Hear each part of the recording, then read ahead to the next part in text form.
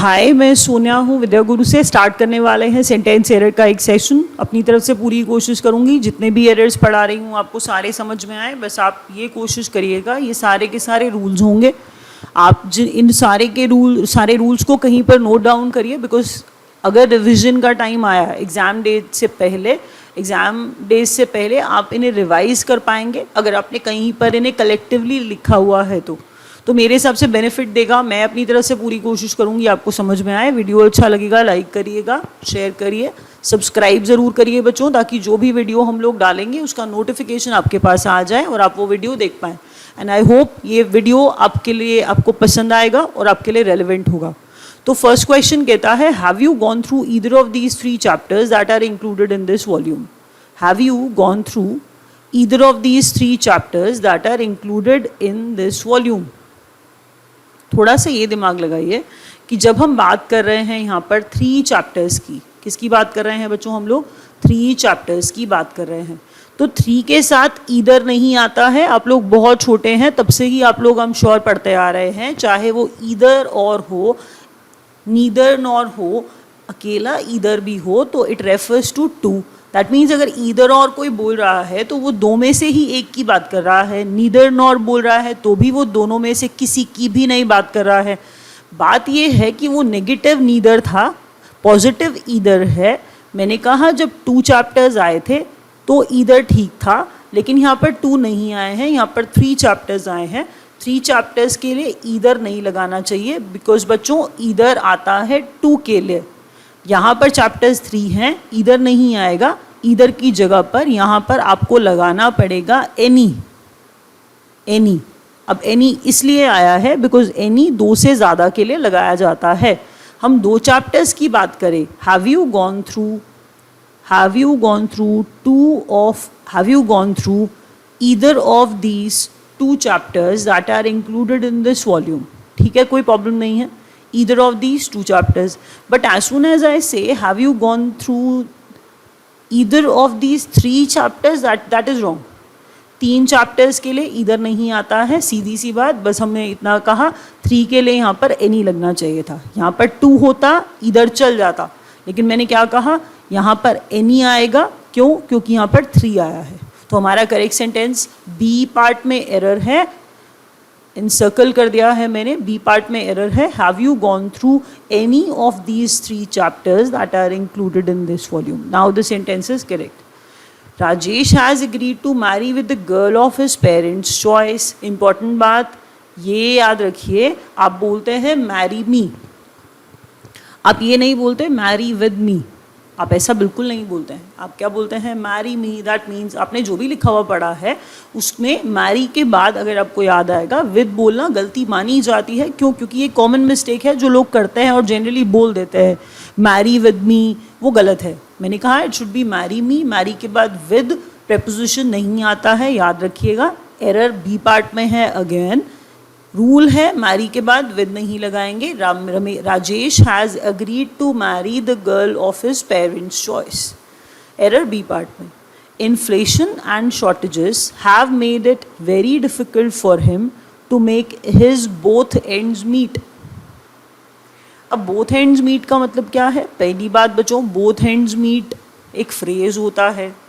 यहाँ पर हमने एक सेंटेंस के अंदर, ये क्वेश्चन है किसी पीओ के एग्ज़ाम का, पास ईयर पेपर के अंदर आया हुआ है। इसका मतलब फ्रेजेस के साथ, फ्रेजेस के अंदर भी थोड़ा बहुत छेड़छाड़ करके एरर बना दिया जाता है। इन्फ्लेशन और शॉर्टेजेस ने have made it very difficult for him, क्या डिफिकल्ट किया? To make his both ends meet. पहली बात ये देखिए कि इन्फ्लेशन है, शॉर्टेज है, इस वजह से उसके लिए डिफ़िकल्ट हो रहा है अपना गुजारा चलाना, उसके लिए डिफ़िकल्ट हो रहा है अपना गुजारा चलाना।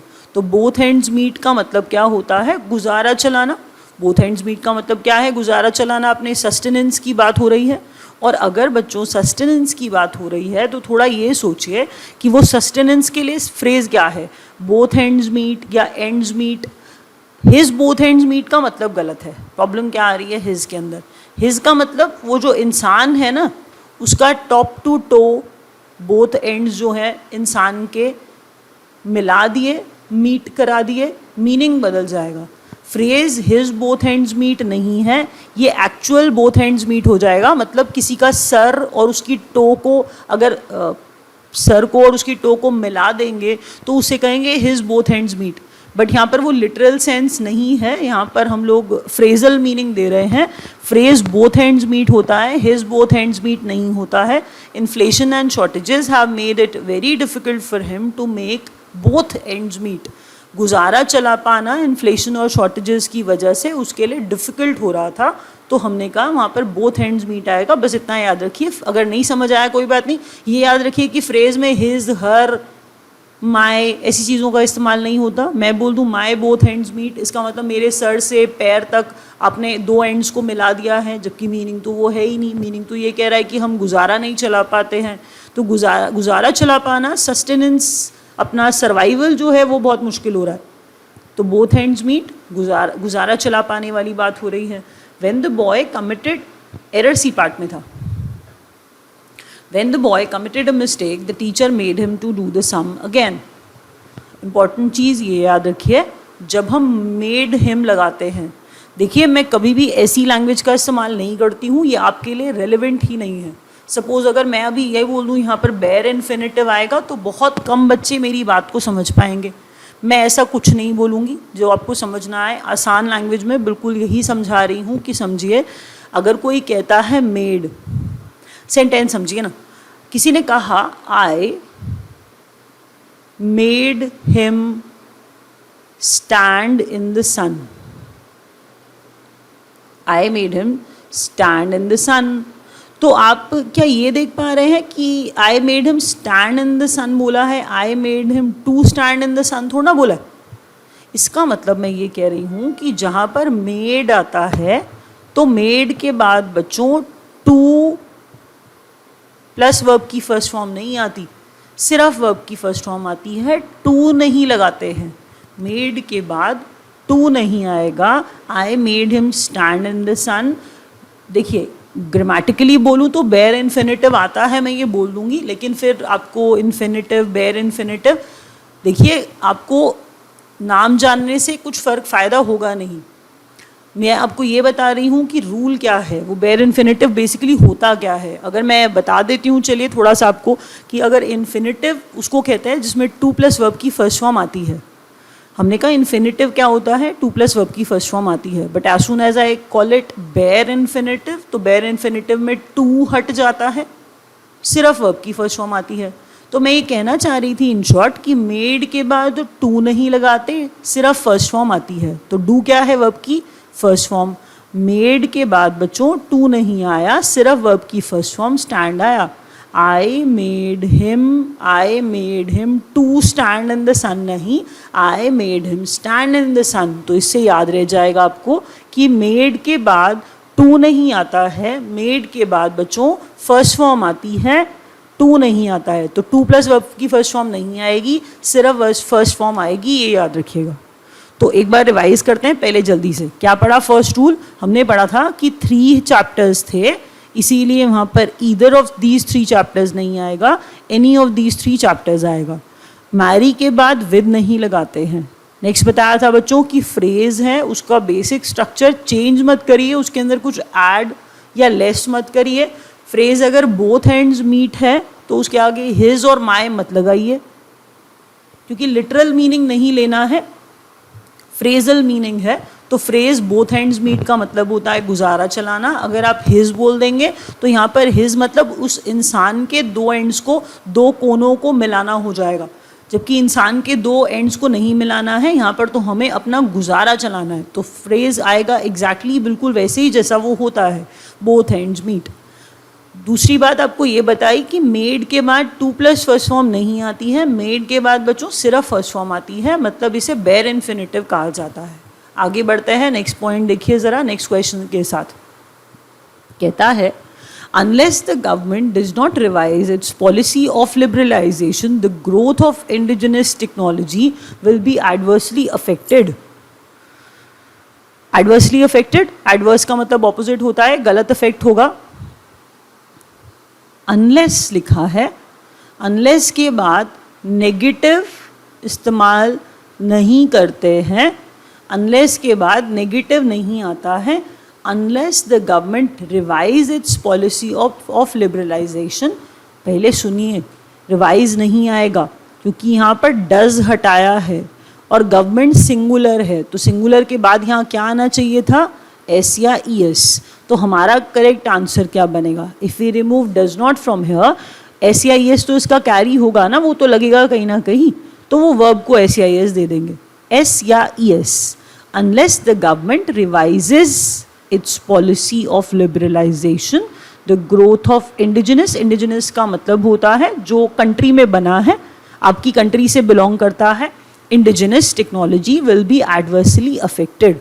बस इतना याद रखिए, अनलेस और अनटिल जब लगाया जाता है, अनलेस और अनटिल जब लगाया जाता है उसके इमीडिएट बाद नेगेटिव का इस्तेमाल नहीं करते हैं। तो unless the government does not revise its policy नहीं, unless the government revises its policy of liberalisation आएगा। एरर बच्चों ए पार्ट में है। Critics of government policy argue that the new measures introduced to fight crime are simply papering on the cracks. I'm sure थोड़ा सा आपको sentence difficult लगेगा, because papering on the cracks सुना हुआ नहीं होता है, बच्चों को मीनिंग नहीं पता होता है, कोई प्रॉब्लम नहीं है, थोड़ा सा ध्यान दीजिए। कहता है गवर्नमेंट पॉलिसी के जो क्रिटिक्स हैं, दैट मीन्स गवर्नमेंट पॉलिसी के जो निंदा करने वाले हैं, जो क्रिटिसाइज करने वाले हैं, वो बेसिकली आर्ग्यू कर रहे हैं।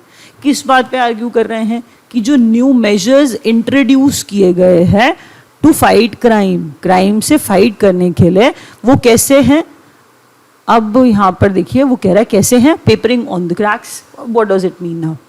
पहली बात ये ध्यान रखिए कि ये एक फ्रेज है। अगर बच्चों ये एक फ्रेज है तो फ्रेज के अंदर मैंने आपको बताया कोई भी छेड़छाड़ करना पॉसिबल नहीं है। एग्जैक्ट देखिए फ्रेज होता है paper over the cracks. Phrase क्या है, पेपर ओवर द क्रैक्स, मतलब यहाँ पर पेपरिंग आएगा। फ्रेज का basic structure paper over the cracks होता है। मीनिंग क्या है इसका, बात ये चल रही थी कि गवर्नमेंट पॉलिसी के जो क्रिटिक्स हैं आर्ग्यू कर रहे हैं कि जो न्यू मेजर्स क्राइम को फाइट करने के लिए इंट्रोड्यूस किए गए हैं वो सक्सेसफुल नहीं हैं। और वो जो सक्सेसफुल नहीं है, इसका मतलब क्या है, सक्सेसफुल नहीं है। अच्छा, इसको थोड़ा सा ऐसे याद करिए कि क्रैक्स दिख रहे हैं, कमियां दिख रही हैं और उन्हें पेपर से कवर अप करने की कोशिश की जा रही है। मैं थोड़ा अलग तरीके से बता रही हूँ, फ्रेज थोड़ा मुश्किल है, शायद समझ ना आए, बट एक दो बार सुनेंगे तो समझ में आ जाएगा, आई एम श्योर। मैंने कहा बच्चों क्रैक्स दिखाई दे रहे हैं, कमियां दिखाई दे रही हैं, उन कमियों को छुपाया जा रहा है, कवर अप किया जा रहा है। इसका मतलब क्या है, हम ये कह रहे हैं गवर्नमेंट इन मेजर्स से कवर अप करने की कोशिश कर रही है। गवर्नमेंट इन मेजर्स से कवर अप करने की कोशिश कर रही है। मैंने सिर्फ इतना बताया कि गवर्नमेंट पॉलिसी के जो क्रिटिक्स हैं वो आर्ग्यू कर रहे हैं कि जो नए मेजर्स क्राइम को फाइट करने के लिए इंट्रोड्यूस किए गए हैं बच्चों, वो कैसे हैं, वो अनसक्सेसफुल हैं। और अनसक्सेसफुल भी ऐसे तरीके से नहीं कि आप छुपाने में बहुत ज़्यादा सक्सेसफुल हो गए, आप छुपा नहीं पाए ठीक से, सुपरफिशियल मैनर में आपने बहुत ट्राई किया छुपाने का बट वो हो नहीं पाया। मैंने कहा क्रैक्स को पेपर से कवर अप करना, फाइट क्राइम, ये कैसे थे, मेजर्स अनसक्सेसफुल थे। गवर्नमेंट इन मेजर्स से कवर अप करने की कोशिश कर रही है, that's what we are trying to say. बस इतना याद रखिए, जो फ्रेज है उसका बेसिक स्ट्रक्चर चेंज नहीं किया जाएगा। Phrase paper over the cracks होता है, ऑन द क्रैक्स नहीं होता है।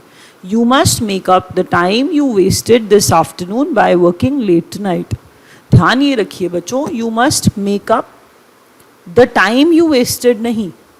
अब पहली बात ये सोचिए कि वेस्ट हुआ है, अगर वेस्ट हुआ है तो लॉस हुआ है, जब लॉस होता है तो मेकअप फॉर होता है, कवर अप करने के लिए, लॉस को कवर अप करने के लिए हम ऐसा कहते हैं मेकअप फॉर द लॉस। ऐसे ही याद कराया जाता है बच्चों को कि मेकअप द लॉस कैसे, the time you wasted, that means in total we are trying to say कि लॉस हुआ है, और जब लॉस होता है तो मेकअप फॉर द लॉस होता है। इसीलिए याद रखिए correct sentence, you must make up for the time you must make up for the time you wasted this afternoon by working late tonight. तो एरर किस पार्ट में है? एरर ए पार्ट में है। You must make up for the loss, you must make up for the money you wasted, you must make up for the time you wasted. तो waste आया that means lost हो रहा है, loss हो रहा है। अगर लॉस हो रहा है तो मेकअप फॉर आता है। I am going to bed and you would be well advise to do likely. पहली चीज़ ये देखिए कि यहाँ पर आपको सुनने में तो ये ऑड लगेगा ही, और ये गलत है भी। लाइकली कितनी बार एग्जाम में आता है? लाइकली का मीनिंग कुछ और होता है, बच्चे बेचारे कुछ और समझ लेते हैं। तो ये लाइकली है, लाइकनेस या कुछ ऐसा मत समझ लीजिएगा, ये लाइकली है। तो लाइकली का मतलब क्या होता है? लाइकली का मतलब बच्चों होता है probability. The rain is likely to happen. तो यहाँ पर हम श्योर नहीं है, पॉसिबिलिटी है परहैप्स रेन हो जाए। तो लाइकली तो पॉसिबिलिटी वाला मीनिंग देता है, तो यहाँ पर लाइकली नहीं आएगा क्योंकि यहाँ पर पॉसिबिलिटी वाली बात नहीं है कोई भी। मैंने कहा मैं जा रही हूँ बेड पे सोने, I am going to bed and you would be well advise to do the same. मैं बेड पे जा रही हूँ, तो आपको भी क्या करना है? You need to do the same. आपको एडवाइस किया जा रहा है कि आप भी कैसा करो, सेम करो, ना कि पॉसिबिलिटी की कोई बात हो रही है यहाँ पर। तो सेंटेंस लाइकली बच्चे समझते हैं कि मैम सेम और लाइकली का मतलब मुझे कह देते हैं मैम सेम और लाइकली का मतलब तो सेम है। नहीं, दो डिफरेंट चीज़ें हैं। लाइकली पॉसिबिलिटी को शो करता है, यहाँ पर सेम आना चाहिए। कोई एडवाइस कर रहा है कि I am going to bed और आप भी क्या करो, ऐसा ही करो, सेम सेम करो, इसीलिए यहाँ पर क्या आएगा? The same. अनलेस के बाद नेगेटिव नहीं आता है। Phrase paper over the cracks था, पेपर ऑन द क्रैक्स नहीं था, इसीलिए ऑन को हटा के ओवर कर दिया। मेकअप फॉर द लॉस करते हैं। किसी भी सेंटेंस में मेकअप लिखा है तो ये याद रखिएगा कि कहीं लॉस के लिए तो नहीं लिखा। अब अगर लॉस के लिए लिखा है तो मेकअप के बाद आप फॉर लगाएंगे, क्योंकि मेकअप करते हैं, कुछ गलती हो गई है तो मेकअप कर रहे हैं, पैचअप कर रहे हैं, तो makeup for the loss. Likely का मतलब पॉसिबिलिटी होता है, यहाँ पर लाइकली नहीं आएगा। I am going to bed and you would be well advise to do the same. याद रखिए, लाइकली जब भी सेंटेंस में आता है उस सेंटेंस को थोड़ा केयरफुली पढ़िए, क्योंकि उसमें गलती होने का चांस बहुत ज़्यादा है। As soon as the clock strike 5, they down tools and off they go. जैसे ही 5 बजते हैं सब निकल जाते हैं, काम ख़त्म। अब ज़रा एक बार सोचिए यहाँ पर क्या लिखा है। बात ये चल रही है बच्चों कि यहाँ पर क्लॉक आया है, क्लॉक सिंगुलर है, प्रेजेंट टेंस की बात हो रही है। तो प्रेजेंट टेंस की बात हो रही है तो यहाँ पर स्ट्राइक नहीं आएगा, यहाँ पर स्ट्राइक्स आएगा। क्यों? आपको बहुत छोटी छोटी क्लासेस के अंदर ये सिखाया जाता था कि ही के बाद, शी के बाद, इट के बाद जब प्रेजेंट इनडेफिनिट टेंस, जिसे हम सिंपल प्रेजेंट भी कहते हैं, एस या ई एस आता है। अगर आपको याद आए तो प्रेजेंट टेंस में Ram goes to school, he goes to school, she goes to school, it does, हम कह रहे हैं एस या ई एस लगाया जाता है ही, शी, इट के बाद। क्लॉक इट है ना, अगर क्लॉक इट है तो इट के बाद प्रेजेंट टेंस में एस या ई एस आना चाहिए था। As soon as the clock strikes 5 they down tools and off they go. The book written by late Pandit Ravi Shankar Shastri comprises of 7 lengthy chapters. ध्यान ये दीजिए कि क्या कह रहा है। कहता है कि comprises of, कंप्राइजेस के बाद बच्चों ऑफ नहीं आता है। ये ग्रामेटिकल रूल है, ये आपको दिमाग में बिठा लेना पड़ेगा। कंप्राइज के बाद ऑफ नहीं लगाते हैं। सेंटेंस के अंदर करेक्शन क्या है? सिर्फ ऑफ को हटा दीजिए, सेंटेंस बिल्कुल करेक्ट हो जाएगा। The book written by late Pandit Ravi Shankar Shastri comprises 7 lengthy chapters arranged in an incoherent manner. Coherent होता है बच्चों logical, coherent manner, logical manner. Chapters अगर सही लगाए हैं, first, second, third, fourth, fifth, six, seventh, eight, coherent, logical. Incoherent manner, illogical manner. First के बाद तो थर्ड चैप्टर लगा दिया, सेवन्थ चैप्टर आ गया, उसके बाद 9th चैप्टर आ गया, कोई लॉजिकल वे में नहीं लगाया, तो इनकोहेरेंट, इलॉजिकल मैनर। चैप्टर्स कैसे लगाए हैं, कैसे अरेंज करे हैं? इनकोहेरेंट मैनर में। बस याद रखिए कंप्राइजेस के बाद ऑफ नहीं आएगा बच्चों, कंप्राइजेस के बाद ऑफ नहीं आएगा। सी पार्ट में एरर है, यहाँ पर मैंने क्या बताया था आपको, बी पार्ट में एरर है, द क्लॉक स्ट्राइक्स 5 आएगा, क्योंकि सिंगुलर क्लॉक है, प्रेजेंट टेंस है, तो प्रेजेंट इंडेफिनिट में सिंगुलर क्लॉक के साथ SEIS आना चाहिए था। तो as soon as the clock strikes 5 and comprises आएगा, कंप्राइजेज के बाद ऑफ नहीं आएगा। अभी रैप अप कर रहे हैं। Thank you so much.